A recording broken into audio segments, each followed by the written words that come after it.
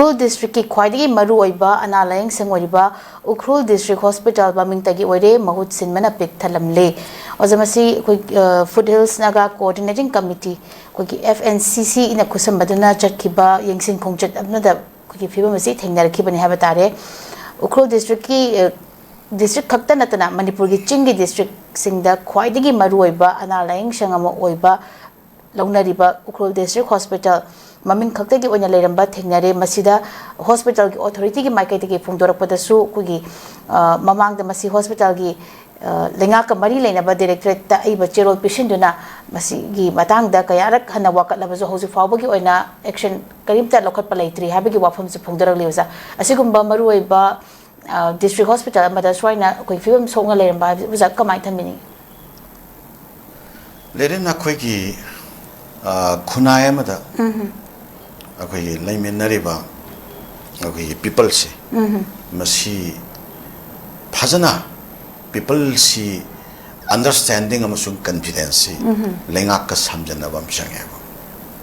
अर लेंगाक सिना मियामगी aspirations understanding अरुगा मागी requirement necessity अदुदैदा युमभम ओरकांदा work तोबम संगेबो लोइनाना मियामनसु लेंगाक ता थाजब थंबा pot अमख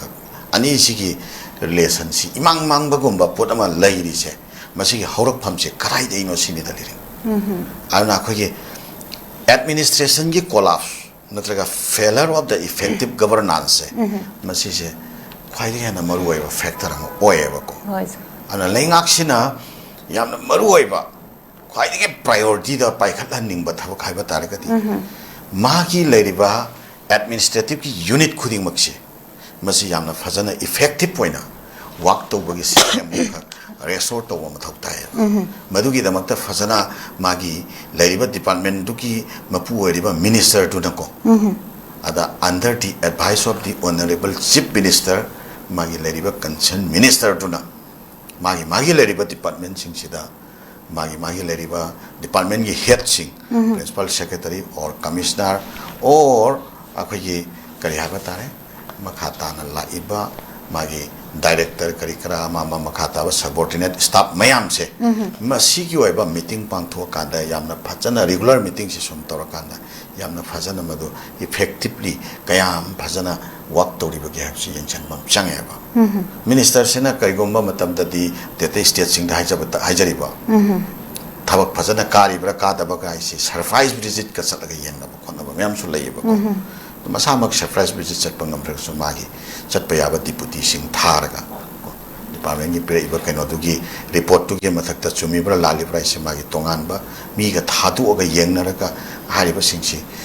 मदुरैदा सेनरा म फजना मथौ फजना तोरमदबा सिंगसी फजना एज पर रूल फजना एक्शन से चप चप चान चान मतम मतम गी लोबीदना सुमाइना यामना कोई करप्ट होइदबा दुम मोंग अमदा एडमिनिस्ट्रेशन सथानिंगे अदु हौसिकी उखरुल गी लरिबा पोटसे लेंगाक सिगी अखोगी करप्ट प्रैक्टिस मगी सब चाबा कनो दुनि सिम्टोम दुनि कोई उलेसे को अना हौसिकी थबक काद्रिबा कैदौत्रिबा मथौ फजना तोरमदिसे कैनो माई ऑफिसर सिंगुना कादबदु याहल्ली बने को करप्ट प्रैक्टिस तोरमिमनेबा सिगुम्बा मयाम से अखोइना खितंग लेंगाकना फजना मसी फजना मॉनिटर तवहनिंगी हौसिक लाइबा रिपोर्ट तौलैबा पोटसे लेंगाकी अदुबा मंत्री की थाकता और चीफ मिनिस्टर की थाकता नत्रगन ऑफिशियल सिंग की थाकता मसी फसना एक्नॉलेज तौरकांदा मधु आखोई सम तासलग लैबा नतबा खुदक्ता यंगसनबगी थबा पाखलनिंगी अदुगा सुमाइना मफम सिरेसिदा सी लैरे सुमाइन तौरे हाबसे एफएनसीसी नगा चलगा यंगसनबिरगा लनाय ओइना कनो सोइरमबदो खुद थिलगा तौरेसे सिगी नियम सी अतै मयाम सिनसु सिगी नियम सी मॉडल सी फॉलो तौहनिंगी अदुगा लेंगाक का मियाम समझनबगी खोंथांग से मियाम दगी सुहोनबा लेंगाक दगी सुहोनबा सुमाइन लेहनिंगे हाइजके अजमथंग दमलाक्सके कोगी CSO सिंगना census लोइड्रिंगैदा NRC तौबिनबा तक्सिनख्रे हाबकी पावमसु यावरेजा Masih हौकिबा कोगी Thang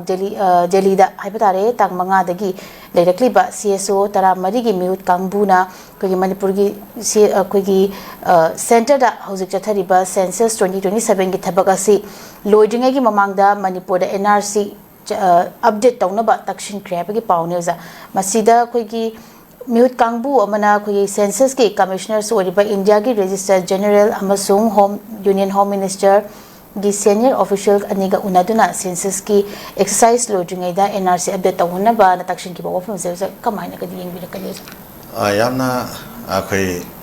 impressive oiba aduga yamna akhoi significant oiba khongthang amani luptra marina thangjan biriba khongthang do akhoi maikai dagi masi yamna progressive oiba adumba wish pijage yamna chumba right approach samane na thamjage akhoi so madugi demand do madugi part amani khoi so madugi demand do hanan already tawjaba laikre aduga loina na makhata ba masiga mari leina na akhoi sanction min ba khongthang khuding makta akhoi chapchaba akhoi ki commitment ga loina na akhoi thodang logani ado no NRC ko no census census laitri phawa NRC leibe yaroi se kaigomba hiram ama phawada akhoi NRC sorry NRC laitri phawa census leibe yaroi lamdam sida magi leriba demographic akhoi ki kano se thitan se masi akhoi NRC na protect toro matungda adi matungda census pangthokpa natragadi pangthokka doiba census to fair oiroi aduga loina na maduna karigoma pangthokpa taragadi hanadagi hauna leiriba akhoi problem se illegal immigrants ki problem se mase yamna complicated oirakani habasida akhoi chapchana akhoi madugi thajaba lei amasung chapchaba wakalon lei aduna hojiki luptra marina akhoi tawbiriba thabak se masi akhoi manipur khunai gi muhut silaga tawbiba thabak ni da akhoi yamna appreciate tawi hana adumai thamsake yamna